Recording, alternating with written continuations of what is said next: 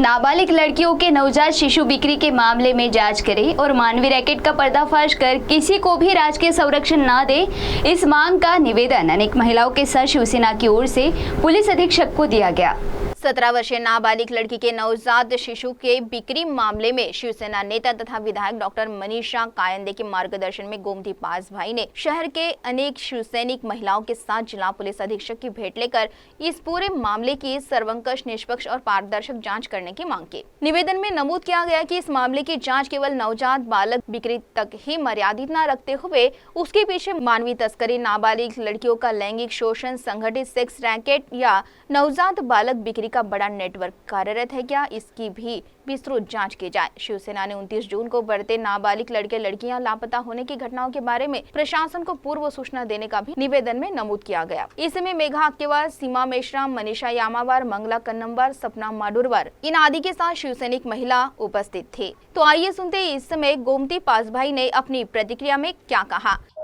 चंद्रपूर जिल्ह्यामध्ये गेल्या साधारण वर्षभरापासून 200 पेक्षा अधिक अल्पवयीन मुली व मुले बेपत्ता झाल्याच्या घटना या पोलीस विभागाकडे नोंदणीकृत करण्यात आलेल्या आहे।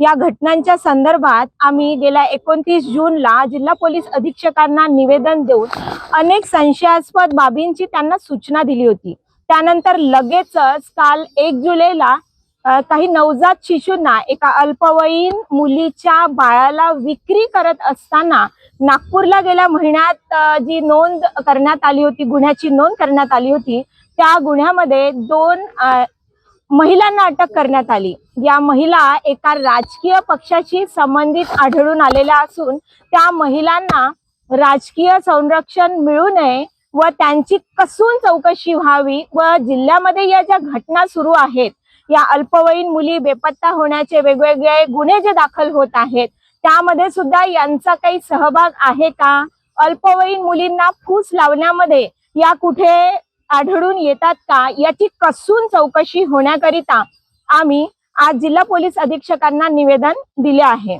महाराष्ट्राचे आमचे लाडके उपमुख्यमंत्री एकनाथजी शिंदे साहेब यांची महाराष्ट्रातील महिलांना सुरक्षितता देण्याची नेहमीच प्राथमिकता आहे।